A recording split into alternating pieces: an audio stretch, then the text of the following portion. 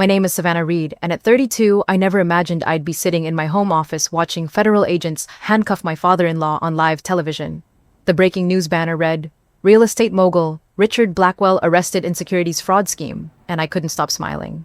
If you're wondering why I'm the only one celebrating while my husband's family empire crumbles on CNN, stick around. This story isn't just about a sexist father-in-law who lost $2.8 million because he thought women don't understand finance. It's about how I helped the FBI build the case that destroyed him. Before I continue, drop a comment letting me know where you're watching from, and hit that like button if you've ever been underestimated because of your gender. Subscribe to see how I turned 18 months of humiliation into the sweetest federal prosecution you've ever seen. Let me take you back to where this all began. 3 years ago, I was a vice president at Goldman Sachs, pulling down $400,000 a year and managing portfolios worth more than most people see in 10 lifetimes. I'd clawed my way up from a state school in Ohio, earned my MBA from Wharton through pure determination, and spent 6 years proving myself in a world that still whispered about diversity hires when women succeeded. That's where I met Marcus Blackwell at a Columbia Business School networking event in Manhattan. He was charming in that effortless way that comes with old money, tall with kind brown eyes and a laugh that made you forget you were surrounded by sharks in expensive suits. When he told me his family owned Blackwell Properties, a real estate empire worth $50 million, I was impressed but not intimidated. I'd earned my place in rooms where that kind of wealth was just another Tuesday. Marcus and I connected immediately over our shared love of market analysis and terrible action movies. He seemed genuinely excited about my career, asking detailed questions about my strategies, and bragging to his friends about dating someone who actually understood how money worked. For the first time in years, I felt like I'd found someone who saw my intelligence as an asset, not a threat. Our first red flag should have been Christmas dinner at the Blackwell family estate in Greenwich. The house was everything you'd expect from old Connecticut money, all dark wood and oil paintings of stern-faced ancestors. Richard Blackwell, Marcus's father, greeted me with the kind of handshake you give a child, brief and dismissive. At 58, he carried himself like a man who'd never been questioned, his silver hair perfectly styled, and his handmade suits announcing his importance to anyone within 50 feet. "So, you work in finance," he said during cocktails. The word work delivered like he was discussing a hobby. "Investment banking, how adorable. Marcus, you found yourself a smart one." I remember forcing a smile and explaining that I managed institutional portfolios worth over $2 billion. His response still echoes in my mind. "Well, that's impressive, sweetheart. But there's something to be said for understanding a woman's place in the world. Don't you think your talents might be better suited for something more nurturing?"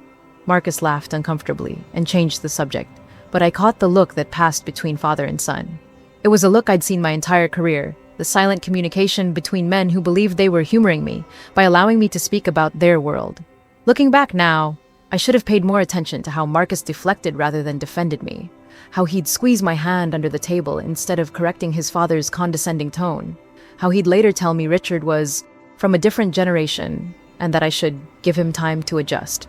But I was in love, and love makes you overlook red flags that should be screaming sirens. The engagement was everything I dreamed of. A weekend in the Hamptons with a ring that cost more than my first car. Richard's toast at dinner was telling to Marcus for finding a beautiful woman who'll keep him grounded, and to Savannah for landing herself quite the catch. Even then, reducing me to my appearance and my luck rather than acknowledging what I brought to the relationship. After our wedding, a lavish affair at the Greenwich Country Club that Richard insisted on controlling down to the smallest detail, I naively thought I'd proven myself to the family.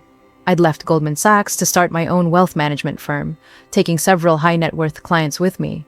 My first year was a success by any measure, generating returns that outperformed the market by 12%. I thought surely this would earn Richard's respect. I was wrong. The first family business meeting I was excluded from happened 3 months after the wedding. Marcus came home from his father's office looking uncomfortable, explaining that they'd discussed sensitive family matters that didn't concern me yet. When I pointed out that as Marcus's wife, I technically owned 10% of Blackwell Properties through our joint assets, Richard's response was swift and cutting. "Savannah, dear, there's a difference between being married to the business and understanding the business. Why don't you focus on making us some grandchildren instead of worrying about things that are, frankly, above your head?" The casual cruelty of it took my breath away. Here was a man whose idea of diversification was owning buildings in 3 different neighborhoods, lecturing me about business complexity. But what hurt more was watching Marcus nod along, choosing family peace over defending his wife's credentials. That night, as I stared at the ceiling of our bedroom in the house Richard had bought us as a wedding gift, I realized I'd married into a family that saw me as an ornament. Beautiful, expensive, but ultimately decorative. My achievements were politely acknowledged, but never truly respected. My opinions were solicited, but never seriously considered. I began to notice the pattern everywhere. At family dinners, conversations about money stopped when I entered the room. At the country club, Richard would introduce me as Marcus's lovely wife, while referring to other men by their professional titles.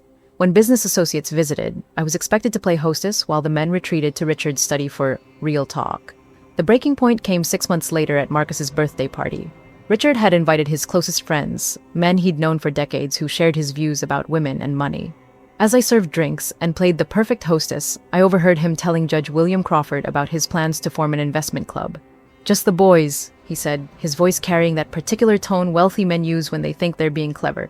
"Somewhere we can discuss real opportunities without having to explain every detail to the wives." That's when I realized this wasn't just about me. Richard's sexism was systemic, built into every aspect of how he conducted business. And if I was going to survive in this family, I needed to understand exactly what I was dealing with. What I discovered over the following weeks would change everything. But I had no idea that my investigation into Richard's boys' club would uncover crimes that would eventually land him in federal prison. The official formation of what Richard called the Titans Club happened on Christmas Eve, 2022. I'll never forget that dinner because it was the moment I realized I wasn't just dealing with casual sexism anymore. This was deliberate exclusion, designed to humiliate me in front of the entire family. Richard had invited his 3 closest business associates for what he called a special announcement. Trevor Ashford ran a hedge fund that managed $200 million in assets, though I later learned most of his success came from insider information rather than skill. Bryce Montgomery was the CEO of a mid-tier tech company who loved to brag about his disruptive innovations that were usually just repackaged existing software. Knox Sterling owned a small oil exploration company that specialized in buying up environmentally sensitive land for pennies on the dollar. The 4th member was the most concerning. Judge William Crawford, a federal judge who'd been on Richard's payroll for years through various consulting fees and country club memberships. At the time, I thought he was just another old boys network connection. I had no idea he was actively selling judicial decisions. As we sat around the Blackwell family's antique dining table, Richard stood up with his wine glass, that familiar smirk playing across his face. "Gentlemen and lady," he said, nodding condescendingly toward me, "I have an announcement. I'm forming an exclusive investment club, a place where serious men can discuss serious money without having to explain every detail to the wives." The men chuckled appreciatively while Patricia, Richard's wife, stared into her wine glass. I felt my face flush, but I kept my expression neutral. Marcus shifted uncomfortably beside me but said nothing. "We'll call ourselves the Titans Club," Richard continued, pulling out 5 custom-made gold rings from a velvet box. "Each ring costs $5,000 and bears our motto, Titans, don't ask permission. We'll meet monthly at the country club, and what happens in Titans Club stays in Titans Club." He distributed the rings to each man, pointedly skipping over me despite my seat at the table. "Now I know some people might think this is old-fashioned," he said, his eyes finding mine. "But investing requires a certain masculine intuition that, frankly, women just don't possess. It's not their fault, it's biology." Trevor raised his glass. "To the Titans Club, where real men make real money while the wives spend it." The table erupted in laughter except for Patricia and me. Even Marcus chuckled, though he avoided my eyes. That's when Richard delivered the blow that still makes my blood boil. "Savannah, dear, I hope you understand this isn't personal. It's just that investment discussions can get quite technical, and we wouldn't want to bore you with all the complicated terminology. Besides, someone needs to keep an eye on the house while the men handle the real decisions." I set down my wine glass carefully, my voice steady despite the rage building inside me. "Richard, I manage over $2 billion in assets. I think I can handle your complicated terminology." His smile never wavered. "Of course you do, sweetheart. And I'm sure you're very good at following the strategies your male colleagues developed. But creating original investment strategies? That requires a different kind of thinking." The silence that followed was deafening. I looked at Marcus, willing him to defend me, to tell his father that his wife had outperformed the market 3 years running. Instead, he reached for my hand under the table and gave it a warning squeeze. After dinner, I cornered Marcus in our bedroom.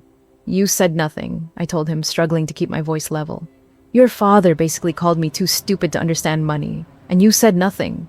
Marcus loosened his tie, avoiding my gaze. "He's from a different generation, Savannah. Getting into an argument at Christmas dinner wouldn't change anything." "So you agree with him?" "Of course not. But picking fights with my father isn't going to help anyone. The investment club is just him and his friends playing around with pocket change. It's not worth destroying family harmony over." Pocket change. That's what my husband called what I later learned was a $3 million investment pool. At the time, his dismissal hurt almost as much as his father's insults. Over the following weeks, I watched the Titans Club take shape.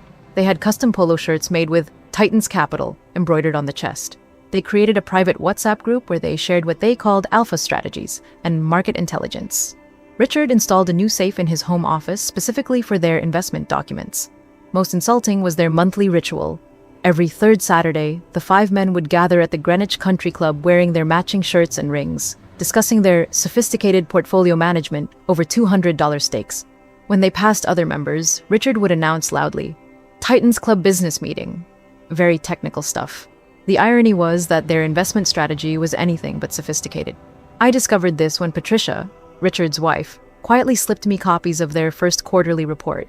She'd grown tired of her husband's arrogance and wanted to know if their investments were as brilliant as he claimed. What I found was amateur hour at its finest. Their diversified portfolio consisted entirely of tech stocks and cryptocurrency, with no hedging whatsoever. They'd invested $800,000 in GameStop at $200 per share, because Knox had heard from his barber that young people love video games. They'd put $600,000 into Peloton at $80 because Trevor's wife mentioned enjoying her home workouts. But the most concerning discovery was their decision-making process. Rather than conducting proper due diligence, they were following investment advice from someone called Chad Millionaire, who ran a Discord server for day traders. Chad's real name was Chad Miller, a 24-year-old who lived in his parents' basement in Phoenix and had never worked in finance. As I reviewed their holdings, I calculated they'd already lost $400,000 in their first quarter.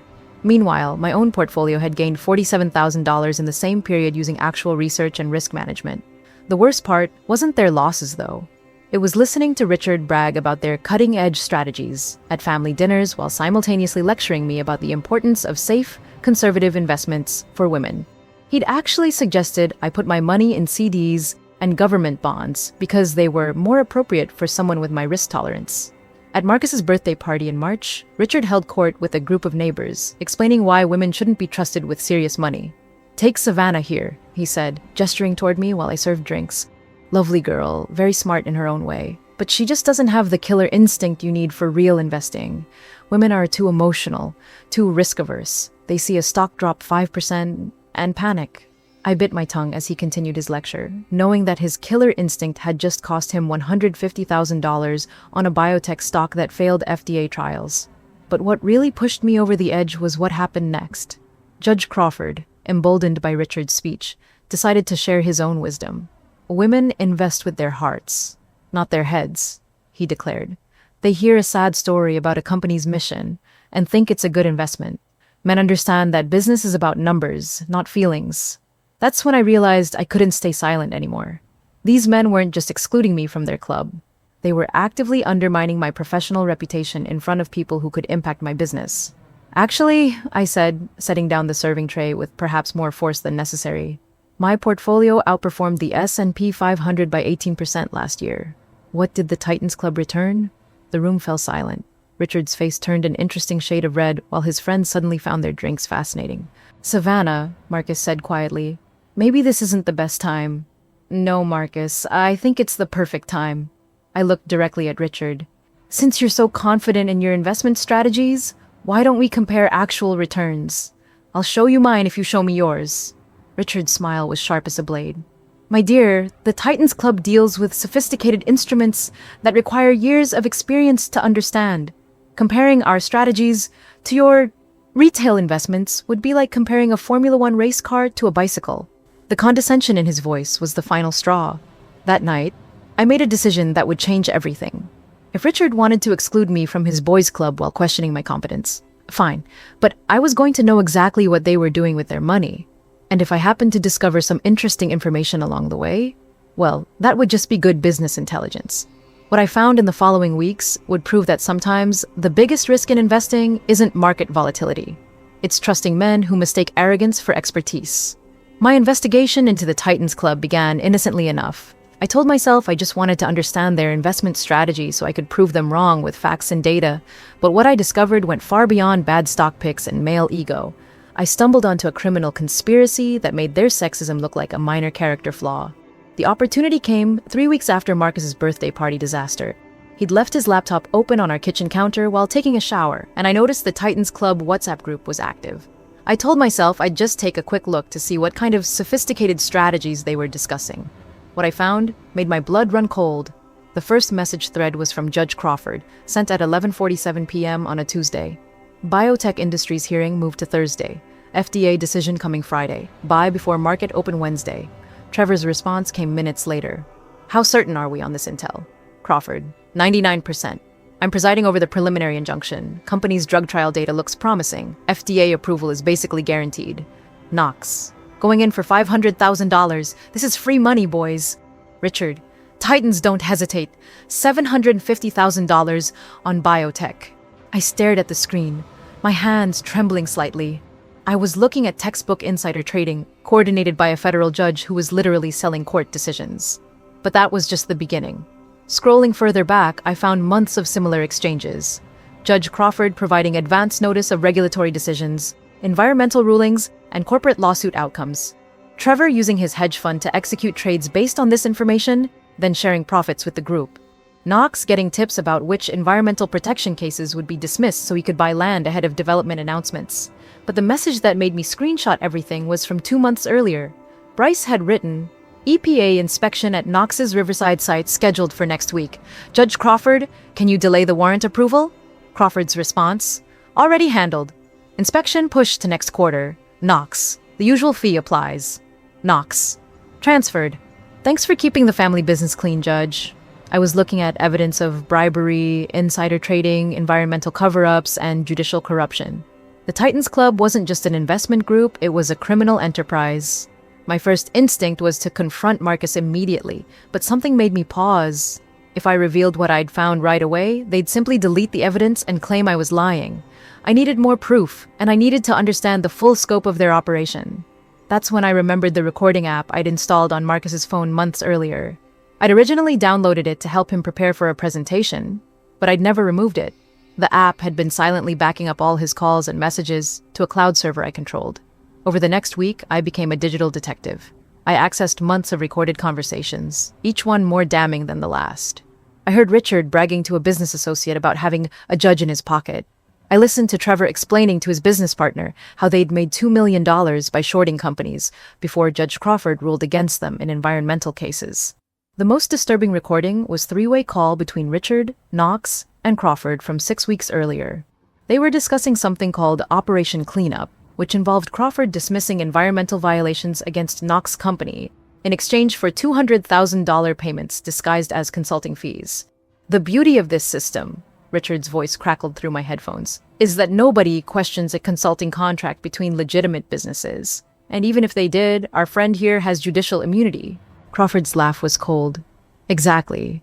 I can delay investigations indefinitely, dismiss cases on technicalities, or simply rule in your favor. As long as the payments look legitimate, we're untouchable. But what they didn't know was that I'd been documenting everything. Screenshots, audio recordings, financial transaction records I'd pulled from Marcus's shared banking apps. I was building a case that would make a federal prosecutor's career. The irony wasn't lost on me. These men had excluded me from their investment club because they thought I couldn't handle sophisticated financial strategies. In reality, I was the only one sophisticated enough to recognize that their investments were actually felonies. My discovery of their Telegram channel was pure accident. Marcus had left his phone on the bathroom counter, and a notification popped up from an app I didn't recognize. When I opened it, I found a private channel called Alpha Titans with a message thread that made their WhatsApp conversations look tame. This was where they planned their major operations. I found detailed discussions about bribing FDA officials to fast-track drug approvals, manipulating environmental impact studies, and even fixing contract bids for government projects. Judge Crawford wasn't just providing insider information. He was actively participating in bid rigging for federal construction contracts. The smoking gun was a voice message from Trevor to the group. Spoke with our FDA contact. He wants $500,000 to guarantee approval for the new arthritis drug. Split 5 ways, that's $100,000 each. Expected return is $10 million once the stock jumps post-approval. Richard's response was immediate. Transfer completed. Judge, can you delay any competing drug applications until after our position is established? Crawford. Already filed the injunction request. Competition will be tied up in court for at least 6 months. As I listened to these recordings, I realized I was sitting on evidence that could destroy all 5 men. But I also understood that if they discovered what I knew, I could be in real danger. These weren't just sexist investors anymore. They were criminals, with millions at stake and a federal judge willing to abuse his power to protect them. That's when Marcus caught me. I was in our home office at 2 a.m., transcribing one of Crawford's recorded conversations about delaying an environmental lawsuit, when the door opened behind me. Marcus stood in the doorway in his pajamas, his expression shifting from confusion to alarm as he saw the documents spread across my desk. "Savannah, what are you doing?" I'd been so absorbed in building my case that I hadn't heard him get up. My laptop screen showed a spreadsheet detailing months of bribes and illegal trades, while my phone displayed the Telegram channel with their criminal conspiracies. "Marcus, we need to talk." I closed the laptop slowly, my mind racing. "Your father and his friends aren't just making bad investments. They're committing federal crimes." His face went pale as I explained what I'd discovered.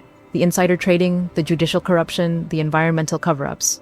With each revelation, I watched my husband transform from confusion to horror, to something that looked like panic. "You can't tell anyone about this," he said finally, his voice barely above a whisper. "Do you understand what this would do to our family? To my career? Marcus, they're criminals. Judge Crawford is taking bribes to fix court cases. Your father is paying FDA officials to approve dangerous drugs. People could die because of what they're doing."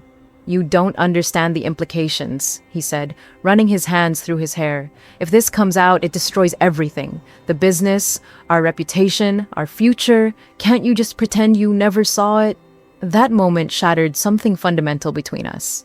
I was looking at evidence of serious crimes, and my husband's first concern was protecting the family's reputation. He wasn't shocked by his father's criminal behavior. He was shocked that I'd discovered it. "They excluded me from their club because they thought I was too stupid to understand their business," I said quietly. "Turns out I was the only one smart enough to recognize it was illegal." Marcus's expression hardened. "You're not going to let this go, are you? Would you, if you were in my position?" He stared at me for a long moment, and I could see him choosing sides. When he spoke, his voice was cold in a way I'd never heard before. "I think you should delete everything you've collected and forget this ever happened. For all our sakes." That's when I knew my marriage was over. But more importantly, I knew exactly what I had to do next. The next morning, I called Elena Vasquez, my former mentor from Goldman Sachs, who'd recently taken a position with the SEC's Enforcement Division. If the Titans Club thought they could commit federal crimes while keeping me out of their boys' club, they were about to learn just how sophisticated my understanding of finance really was. What I discovered next would prove that their criminal enterprise was even bigger than I'd imagined. And by the time I was finished building my case, exclusion from their investment club would be the least of their problems. The call that changed everything came at 6:23 a.m. on a Thursday morning in late September. I was drinking coffee in my home office, reviewing the evidence I'd compiled for Elena at the SEC, when my phone rang. It was Patricia, Richard's wife, and she was sobbing. "Savannah, something terrible has happened. Richard's been up all night screaming at people on the phone. The business, I think we're going to lose everything." I grabbed a notepad. "Patricia, slow down. What's going on?" "The investments. The Titans Club. Everything they put money into has collapsed. Richard keeps saying they've lost almost $3 million, and now the banks are calling. They want their money back immediately." $3 million. I'd been so focused on documenting their crimes that I'd stopped tracking their actual investment performance. While I was building a federal case against them, their amateur strategies had been destroying them financially. "How bad is it?" I asked, though I was already pulling up market data on my computer. "Richard mortgaged both houses, the Greenwich estate and the Hamptons place. He took out business loans against the company. He borrowed against his life insurance. Savannah, if they can't come up with $3.2 million by Friday, we lose everything." As Patricia spoke, I was calculating the damage. Biotech Industries, the company they'd insider traded on, had announced that their FDA approval was being revoked due to falsified trial data. The stock had crashed 89% overnight. Peloton was down 74% from their purchase price. GameStop had lost 82% of its value. Their cryptocurrency holdings were worthless after a major exchange collapsed, but the real disaster was their leveraged positions. They'd borrowed money to amplify their investments, confident that their insider information guaranteed profits. When everything crashed simultaneously, they owed far more than they'd originally invested. Patricia, where is Richard now? He's in his office making phone calls. He's trying to get emergency loans, but the banks are scared. Everyone knows about the investigation. What? Investigation? The silence on the other end told me everything. Oh, Savannah. You don't know, do you? The FBI raided Trevor's hedge fund yesterday. They seized all his computers and froze his accounts. Knox's oil company is under federal investigation for environmental violations. And Judge Crawford? Someone leaked recordings of him taking bribes. He's been suspended from the bench. My blood turned to ice. Someone else had been investigating the Titans Club, and they were moving faster than I was. All my careful evidence gathering, all my plans to work with Elena at the SEC had been overtaken by events. 2 hours later, I was sitting in Richard's study, watching a man I'd never seen look vulnerable before. His usually perfect silver hair was disheveled, his expensive suit wrinkled from sleeping in his office chair. The confidence that had always defined him was completely gone.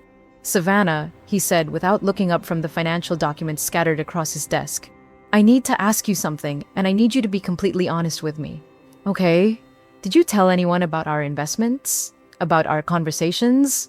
About anything you might have overheard? I kept my expression neutral. Why would you ask me that? Because someone has been feeding information to federal investigators for months. Someone with access to our private communications, our financial records, our investment strategies. His eyes finally met mine. Someone who understands how our business operates. The irony was perfect. Richard was so convinced that women couldn't understand sophisticated finance that it never occurred to him I might be the one who'd exposed his crimes. He was looking for a male informant, probably suspecting one of his own conspirators had turned on him. Richard, I'm the last person you'd share sensitive information with, remember? You've spent 2 years telling me I don't understand business. That's true. He rubbed his temples. But you're also the only person who had access to Marcus's phone and computer. The only person who could have recorded our conversations at family dinners. My heart was pounding, but I maintained eye contact. Are you accusing me of something? Before he could answer, Marcus walked into the room. His face was pale, and he was holding his phone like it might explode. Dad, we have a bigger problem. The SEC just called. They're freezing all business accounts pending a formal investigation. Richard stood up so quickly, his chair rolled backward. They can't do that. We have payroll to meet, contractors to pay, operational expenses. They can, and they did. Marcus looked between his father and me. We're officially under federal investigation for securities fraud, judicial corruption, and money laundering. Money laundering? I asked, genuinely surprised. Apparently, the $200,000 payments to Judge Crawford were structured to avoid federal reporting requirements, Marcus explained. They moved money through multiple accounts to make it look like legitimate consulting fees. That's textbook money laundering. Richard sank back into his chair. How long do we have? The emergency hearing is Monday. If we can't prove the funds were legitimate business expenses, they'll seize everything. The houses, the business, all of it. That's when Richard did something I'd never seen before. He put his head in his hands and started to cry. Not subtle tears, but the kind of breakdown that comes when someone realizes their entire world is collapsing. 50 years, he whispered. 50 years building this business and it's gone. Patricia appeared in the doorway, her face streaked with mascara. Richard, there's more. The country club called. Our membership has been suspended pending the investigation, and Channel 8 News is parked outside the gate. The speed of their social destruction was remarkable. Within 24 hours, they'd gone from Connecticut's elite to social pariahs. I found myself almost feeling sorry for them, until I remembered the recordings of them laughing about poisoning groundwater and bribing government officials. What about Knox and Trevor? Richard asked. Can they help with emergency funding? Marcus shook his head. Knox's assets are frozen too. And Trevor's in federal custody. They arrested him this morning for operating an illegal investment scheme. Judge Crawford resigned from the bench. He's negotiating a plea deal with prosecutors. The room fell silent except for the sound of Richard's labored breathing. I realized I was watching the complete destruction of everything these men had built through decades of corruption and arrogance. There has to be something we can do, Patricia said desperately. Some way to raise the money. What about our friends, other business contacts? Richard's laugh was bitter. Patricia, We're radioactive. Nobody wants to be associated with us right now. Our friends are pretending they never knew us. That's when he turned to me, and I saw something in his eyes I'd never seen before. Desperation mixed with genuine respect. "Savannah," he said quietly, "I know I've been difficult regarding your career. I know I've said things that were inappropriate and dismissive, but your family, and you're the only person we know who truly understands finance at this level." I waited, knowing what was coming. "I'm asking for your help, not just advice, but actual help. We need $3.2 million to avoid losing everything, and we need someone who can navigate federal financial regulations, someone who knows how to structure legitimate investments and can prove our remaining assets are clean." The silence stretched between us. This was the moment I'd fantasized about for 2 years. Richard Blackwell, the man who'd spent every family gathering explaining why women couldn't understand real finance, was begging me to save him with my expertise. "What exactly are you asking me to do?" "Manage our remaining assets, help us liquidate investments properly, work with our lawyers to prove we have legitimate income sources, be our financial advisor through this crisis." Patricia stepped forward. "Savannah, please. I know Richard has been awful to you, but we're family. You're the only one who can help us now." I looked at Marcus, who was staring at the floor. "And what's in it for me?" Richard straightened slightly. "Full partnership in what's left of the business, 25% ownership, complete control over investment decisions. And," he paused, clearly struggling with the words, "a public acknowledgement that I was wrong about your abilities." The offer was everything I'd wanted 2 years ago.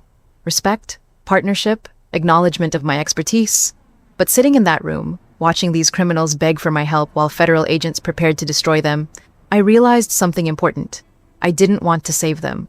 I wanted to watch them fall. "Richard," I said finally, "I'll need to see your complete financial records. Every account, every investment, every debt. I'll need full transparency about all your business dealings, past and present." His face lit up with relief. "Of course. Anything you need? I'll also need to speak with your lawyers and accountants. I'll need signing authority on all accounts to restructure your holdings properly." "Done." I stood up, smoothing my skirt. "Give me 48 hours to review everything. I'll let you know Monday morning whether I can help you." As I walked toward the door, Richard called after me. "Savannah, thank you. I know I don't deserve your help after how I've treated you." I paused in the doorway. "You're right, Richard. You don't deserve my help." The hope died in his eyes, but I wasn't finished. "But I'm not doing this for you. I'm doing it because someone needs to clean up the mess you've made." What Richard didn't know was that I'd already made my decision. I was going to help them, all right? I was going to help them straight into federal prison while making sure every dollar they'd stolen was recovered and returned to the people they'd hurt. Sometimes the best revenge isn't destroying your enemies. It's letting them destroy themselves while you hold the evidence. The 48 hours I'd requested to review their financial records was the most intense period of my life. While Richard and his family waited desperately for my decision, I was orchestrating the final phase of their destruction with military precision. My first call was to Elena Vasquez at the SEC. I'd been feeding her information for months, but now I had something she desperately needed: complete access to the Titans Club's financial records and real-time intelligence on their remaining assets. "Savannah, this is incredible," Elena said during our secure video call from her office in Washington. "You're telling me they've given you signing authority on all their accounts?" "As of this morning, yes. Richard is so desperate to avoid bankruptcy that he's handed me complete control over their remaining $800,000 in liquid assets." "And they have no idea you're working with us?" I smiled. Richard is so convinced that women can't understand sophisticated finance that it never occurred to him I might be the informant. He spent our entire meeting yesterday trying to figure out which of his male associates betrayed him. Elena leaned forward. "Here's what we need. The FBI task force is ready to execute simultaneous arrests, but we need to trace every dollar of their stolen money. Can you get us real-time access to their accounts?" "Better than that. They've asked me to restructure all their investments to hide assets from federal seizure. They're going to commit new crimes while I document everything." The next morning, I walked into Richard's office carrying a leather portfolio and my laptop. The contrast between this meeting and our Christmas dinner confrontation couldn't have been more stark. Then, I'd been excluded and humiliated. Now Richard stood when I entered and actually pulled out my chair. "Savannah, thank you for coming. Did you have a chance to review our situation?" I opened my laptop and pulled up a presentation I'd prepared. "I've analyzed your financial position, and the news is mixed. The good news is that I can help you avoid complete bankruptcy. The bad news is that it will require some creative restructuring. Richard's face lit up with hope, while Marcus and Patricia leaned forward eagerly. None of them noticed the small recording device I'd clipped to my laptop bag. What kind of restructuring? Richard asked. First, we need to move your remaining liquid assets offshore temporarily. I have contacts at banks in the Cayman Islands who can help us create shell companies to hold your money until the investigation dies down. I watched their expressions carefully as I outlined what was essentially a textbook money laundering scheme. What they didn't know was that every word was being recorded for federal prosecutors. Is that legal? Marcus asked nervously. It's aggressive financial planning, I replied smoothly. Wealthy families use these structures all the time to protect assets during litigation. The key is proper documentation. Richard nodded eagerly. What else? Second, we need to liquidate your remaining stock positions and reinvest in assets that are harder for federal investigators to trace. I'm thinking cryptocurrency, precious metals, art, things that can be moved quickly if necessary. Patricia shifted uncomfortably. Savannah, this sounds like we're trying to hide money from the government. We're protecting family assets from seizure, I corrected. There's a difference. Richard, do you want to save what's left of your wealth or not? Absolutely. What do you need from us? This was the moment I'd been building toward. I need you to sign authorization forms for all the transactions. And since we're operating in a legal gray area, I need written confirmation that you're fully aware of the strategies we're implementing. I pulled out documents I'd prepared with Elena's legal team. To Richard, they looked like standard financial planning paperwork. In reality, they were confessions to money laundering, asset concealment, and conspiracy to defraud the federal government. Should we have our lawyer review these? Marcus asked. Your lawyer is facing his own investigation for helping structure the original bribes, I reminded him. Right now, speed is more important than perfection. We have less than 24 hours before the asset freeze becomes permanent. Richard was already reaching for his pen. Where do I sign? As I watched him authorize what would become federal evidence in his own prosecution, I felt something I'd never experienced before. The pure satisfaction of perfect revenge. These men had excluded me because they thought I was too stupid to understand their business. Now they were signing their own arrest warrants because they still believed I was harmless. Over the next 3 hours, I guided them through a series of transactions that violated every federal financial crime statute.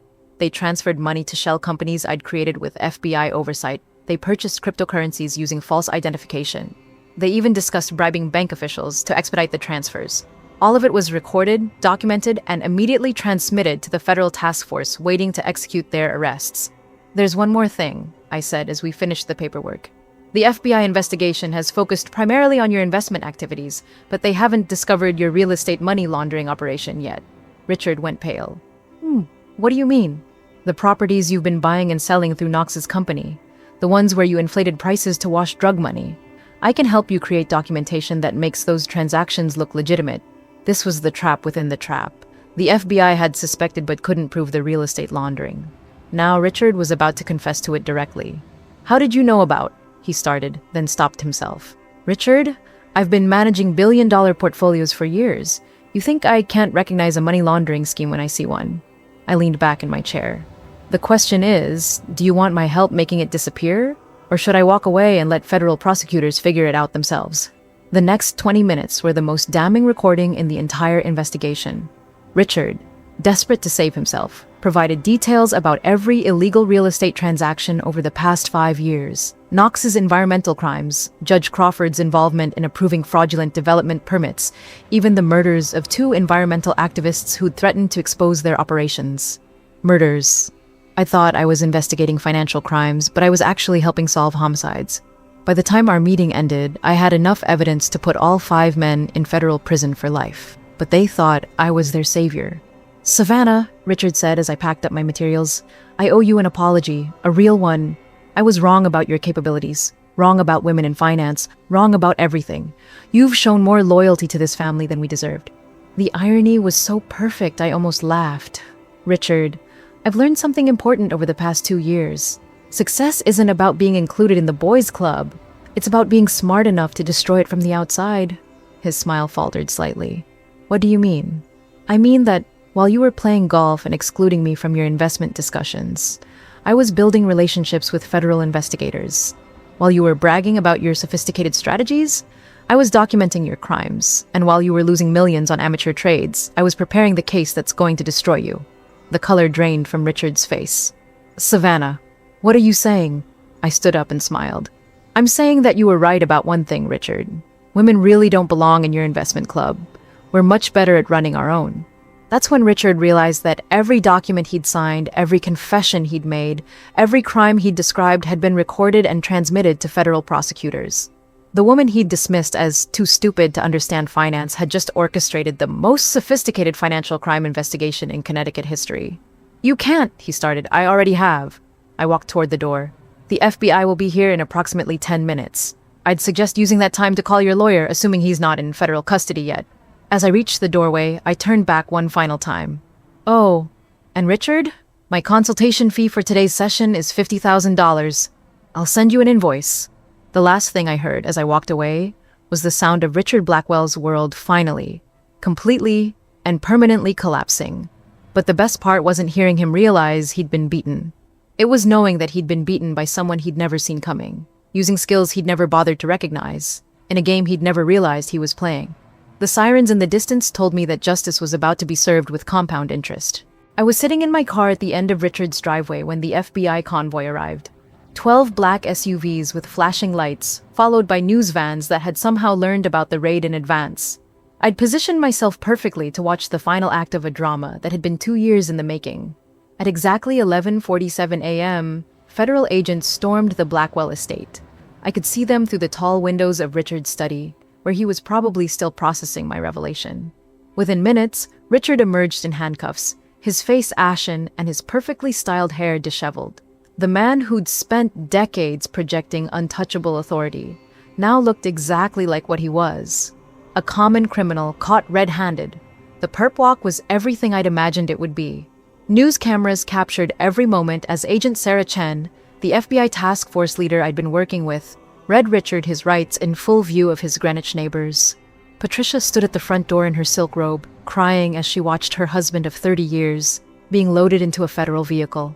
But Richard's arrest was just the beginning. As I sat there watching, my phone buzzed with updates from Elena at the SEC.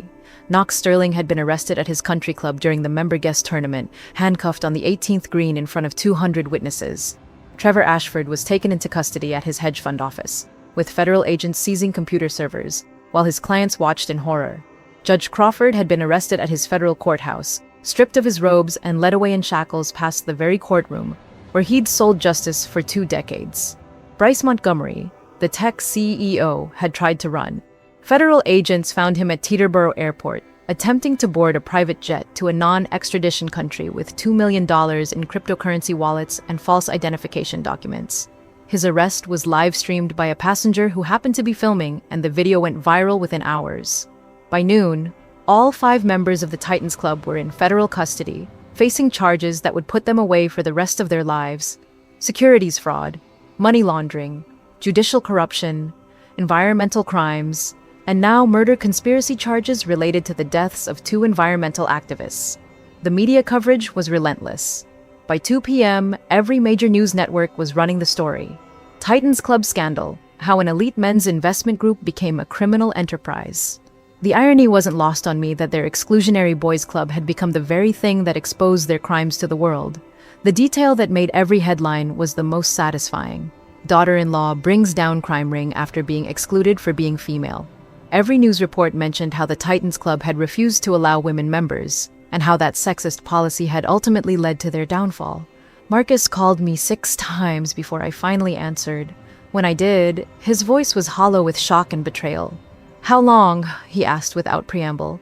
"How long have you been working with federal investigators?" 8 months, I replied calmly.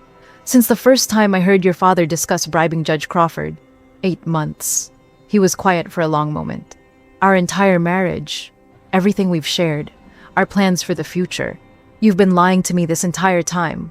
"No, Marcus. I've been protecting you. Every conversation I recorded, every document I provided to investigators, I made sure you were excluded from criminal liability. The FBI knows you weren't part of the core conspiracy. But you destroyed my family. Your family destroyed itself. I just documented it." The silence stretched between us before he spoke again. "I can't forgive this, Savannah. I can't be married to someone who could do this to my father." "I understand," I said, and I genuinely did. "But I need you to understand something too. Your father didn't just commit financial crimes, Marcus. They murdered people. Environmental activists who threatened their illegal operations. Real people with families who died because your father wanted to protect his profits. The line went quiet. I could hear Marcus breathing, processing the magnitude of what his family had done. The evidence is overwhelming, I continued. Phone recordings of them discussing the murders, financial records showing payments to the hitmen, Judge Crawford's involvement in covering up the investigations. Your father isn't just a corrupt businessman, Marcus. He's a killer. When Marcus finally spoke, his voice was barely above a whisper. I never knew. I swear to you, I never knew about any of it. I know. That's why you're not in handcuffs right now. He hung up without saying goodbye. I never spoke to my husband again. The trials were a media sensation that lasted 18 months. Federal prosecutors had so much evidence that the cases were essentially prosecutorial masterclasses. The recordings I'd provided were played in open court, revealing not just the scope of their crimes, but the callous way they discussed ruining lives and destroying the environment. Richard's voice, recorded during our final meeting, describing the murder of Sarah Chen, the environmental lawyer who'd been investigating Knox's illegal dumping. She was getting too close to our operation. We couldn't let her ruin 20 years of careful planning over some fish and frogs. Judge Crawford's confession about fixing court cases. I've dismissed over 40 environmental lawsuits in the past 5 years. At $50,000 per dismissal, that's $2 million in supplemental income. Better than any pension plan. Trevor's recorded conversation about their money laundering operation. We've washed over $50 million through fake real estate transactions. The beauty is that property values are so subjective, you can justify any price if you have the right appraiser. The sentences were everything the prosecutors had hoped for. Richard received life in prison without the possibility of parole for his role in organizing the murders. Judge Crawford got 25 years for judicial corruption and accessory to murder. Knox received 30 years for environmental crimes and murder conspiracy. Trevor got 15 years for financial crimes and money laundering. Bryce Montgomery, who had been more of a follower than a leader, received 8 years for securities fraud.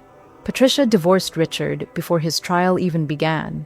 She'd had no knowledge of the criminal enterprise and actually received witness protection after testifying against her husband.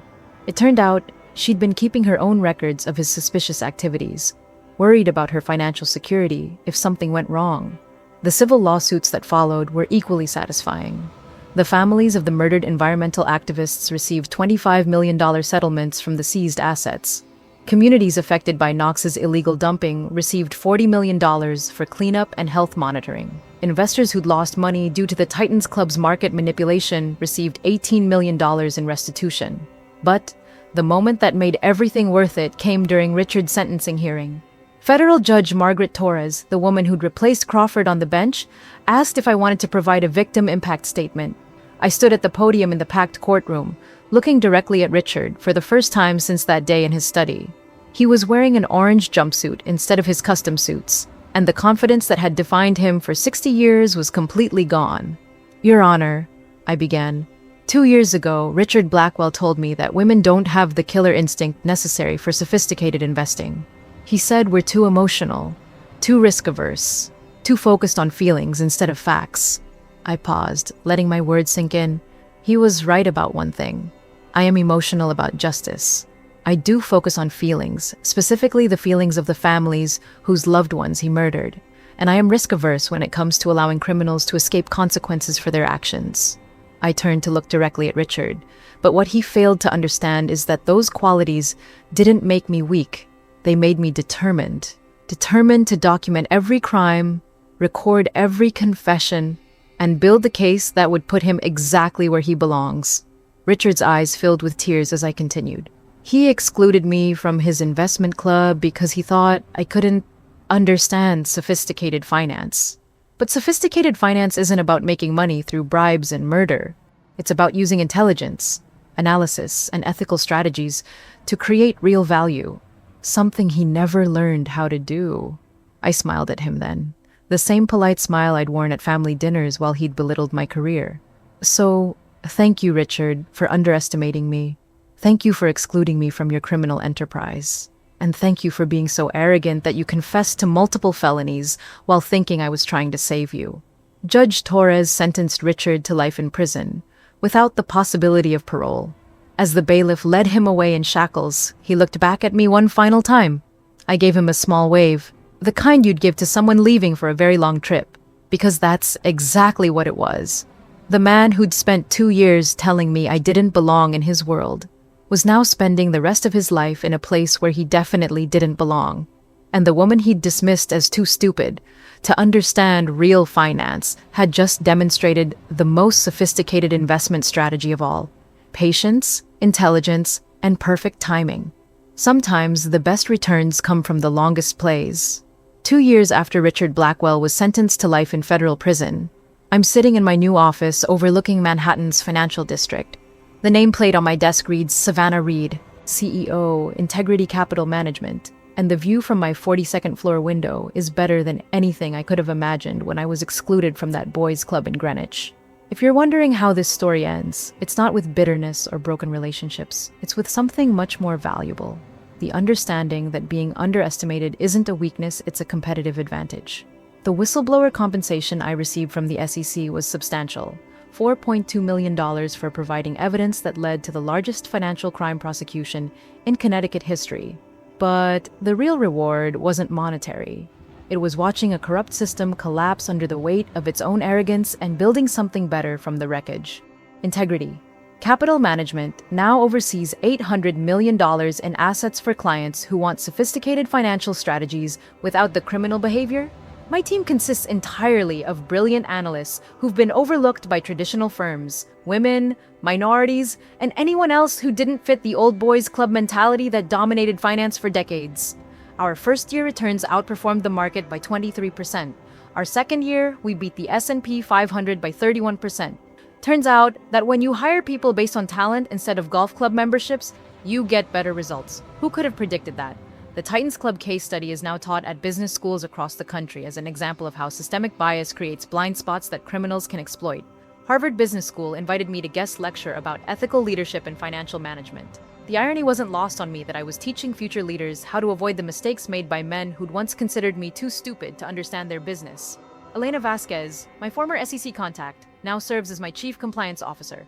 Having a former federal prosecutor on staff sends a clear message to potential clients: we take ethics seriously. She often jokes that our compliance department has a 100% success rate in detecting criminal, though technically we've only tested it once. Patricia Blackwell, Richard's ex-wife, became an unexpected ally and she used her divorce settlement fund to found supporting and she asked me to serve on the. At our first meeting, she apologized for and admitted she but never realized he spent so many years dismissing female intelligence that he literally couldn't recognize it was documenting him, she told over coffee lab. In a way, his sexism created the perfect blind spot for justice to work through. Marcus and I finalized our divorce 18 months ago. It was amicable, as much as any divorce can be when your spouse helps send your father-in-law to prison for life. He understood, intellectually, that I'd done the right thing, but emotionally, he couldn't reconcile the woman who'd recorded his family's crimes with the woman he'd married.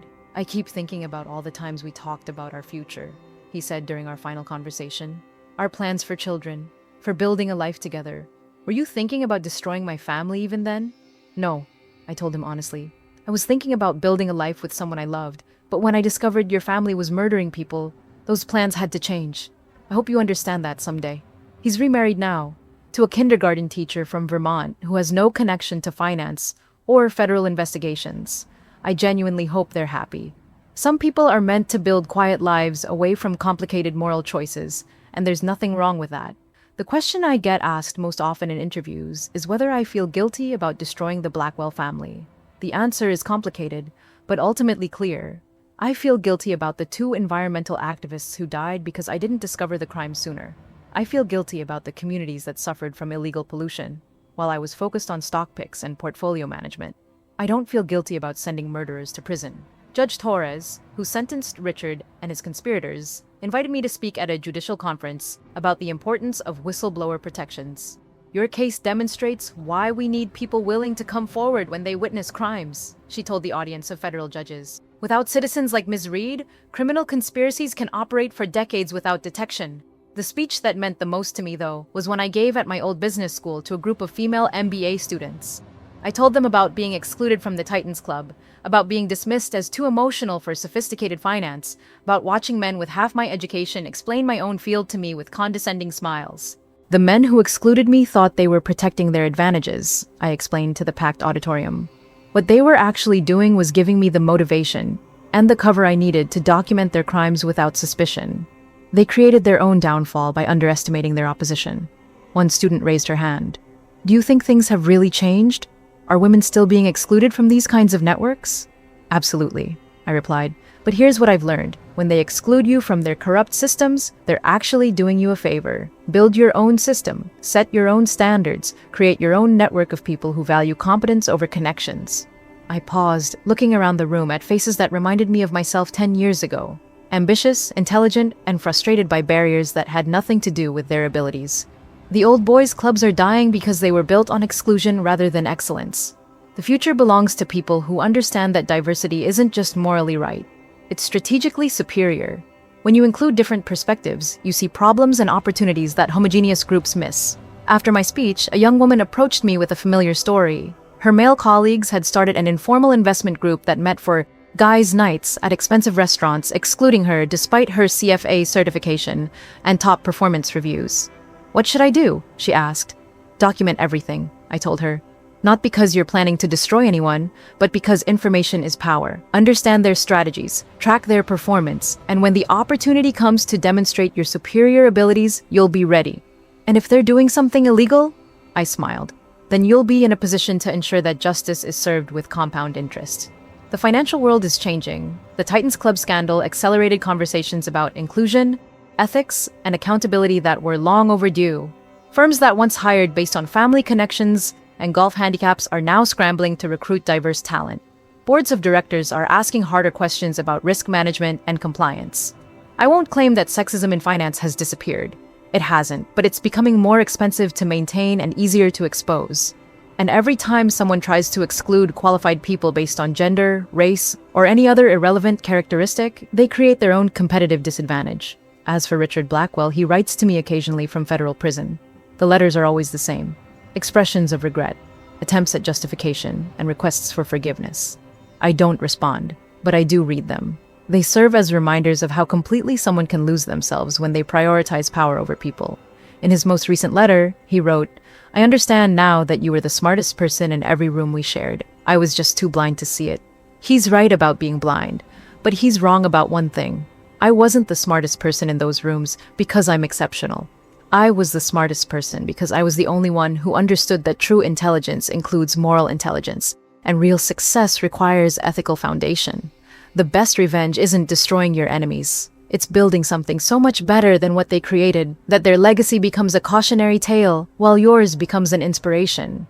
Today, when young women tell me they've been excluded from boys' clubs or dismissed by men who think gender determines competence, I tell them what I wish someone had told me. Being underestimated is a gift. Use it wisely, document everything, and remember that patience combined with intelligence is the most powerful investment strategy of all. Because in the end, the people who exclude you aren't protecting their advantages.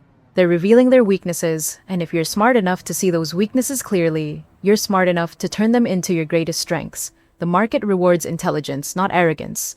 Justice rewards truth, not connections. And success belongs to those who understand that exclusion is just another word for opportunity if you're patient enough to see it coming and smart enough to be ready when it arrives.